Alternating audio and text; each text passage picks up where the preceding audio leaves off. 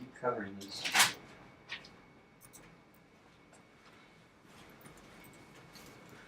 I actually have no idea about that partnership that I wanted to talk about. So what's today? So we can either do one of the episodes or we can talk about... Do we have time for both? Yeah.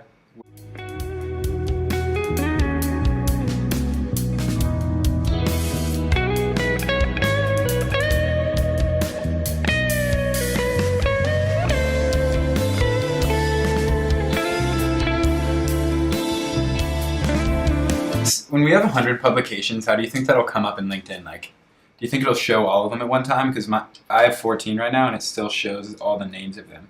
Does it show all the names of them online? Yeah. Oh, yeah. It might be different on your own than someone else's, you mean? Mm-hmm. Programmer thing.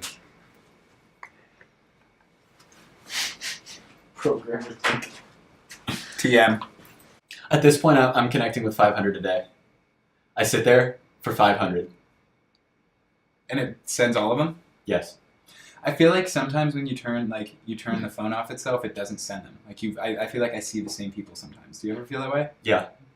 Does that mean they reject us and that we send it? I think so. I hope so. Half of me wishes that's what's happening.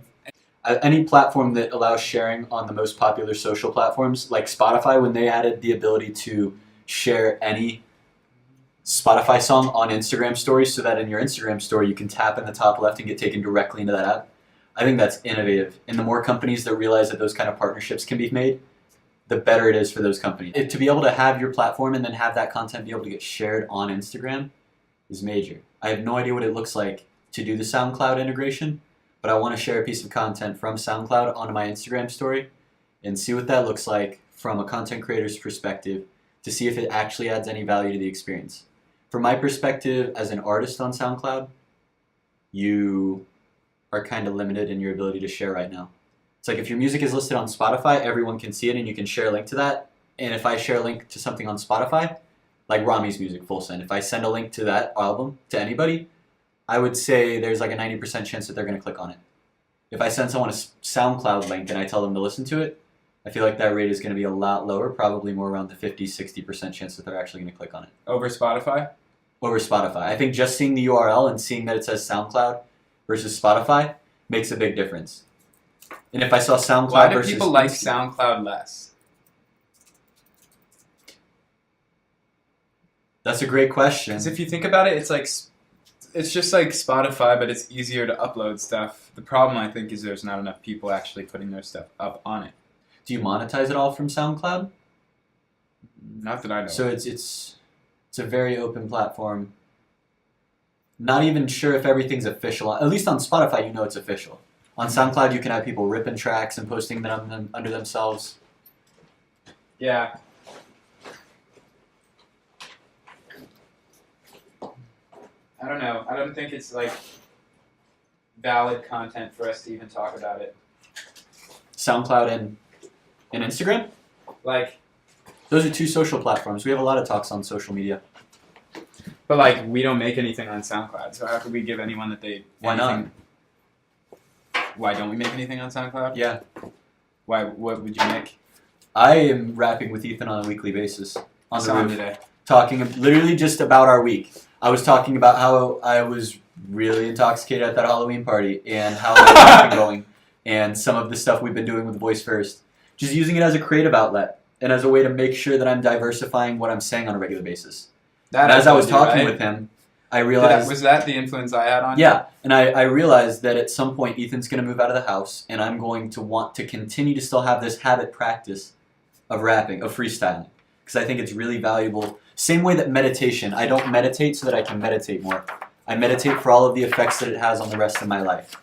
I think rapping has the same effect. You rap, I rap, not to be a better rapper or not to get myself noticed on a platform, but because I think that rapping and the practice of rapping helps in every other aspect of your life. That taking a situation, taking a beat, and trying to flow through with it, to not let yourself get caught up on any single line, but to just keep going through, to try to stay on a beat, to try to accent with what the beat's doing. I think that gives a lot of social benefits that a lot of people don't take into account. People just hear the word rap and freestyle, and they associate that with a certain type of people. rather than thinking of it as a practice. The same way that people think meditation, and they think that's a certain type of people sitting on a mountaintop with their fingers crossed all day, sitting underneath a tree trying to be Buddha. People see people who do freestyle and rapping as people who are going out and they're trying to make big names for themselves, and they're trying to hack social, and they're trying to get up at the top of Spotify, and they want to be on stage, and they want to be Drake, and they want to be Tory Lanez. But I just want to do it because I think that it's going to be big. I think that it's big on a communication level. Rapping. And you do it every day? Once a week. Oh. Even so, yeah. Well, it's once a week right now, and none of it's documented. For me, I'm trying to document as much of my life as possible. For example, yesterday, I read start to finish Crushing It. Halfway through the book. In one day? One day. Did I tell you that you might do that? You said I should, which is why I did it. I was only going to read 50. Are you serious? Yeah. I was only going to read 50 pages, but you're like, let's read a book a day, and I told you I didn't think it was possible. I didn't think it was possible for my eyes to move that fast. And then I did it. It took me 4 hours to do it, but I did it. Yeah. So I stopped halfway through, and then I was like, I'm reading so fast, I need to make sure that I'm documenting what my experience is of this, because I don't know if it'll solidify in my memory. So stopping halfway through, what are the things I found important in Crushing It so far? What are the concepts that Gary talked about that I think are going to have a lasting impact? All right, let's keep going. Crushed out the rest of the book, wrote down like 12 pages of notes on Crushing It. Crushing it, crushing it, crushing it, crushing it, crushing it, crushing it. All of these are just Crushing It notes. This is all just Crushing The largest written document, don't create. Social media does equal business.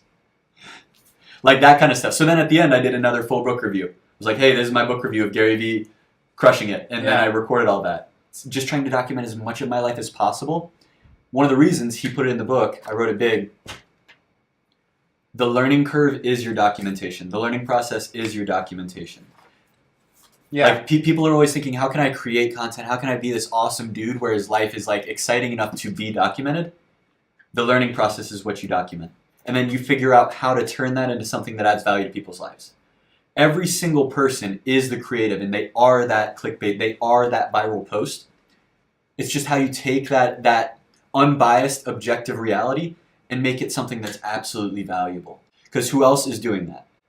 Well, it's almost like if you imagine what it would have been like to watch someone document creating something we all know. Like imagine if you could see the Nike founder going from being on the track team and talking about his life there to talking about Nike and all his early ideas, and then once it became big, all the initiatives that they have in other planets, or, it means hundreds of years down the road, but right? 10 when years things later, are completely different than they are now, because it's like, well, if you start now, you'll be a lot better off when things are completely different in the future.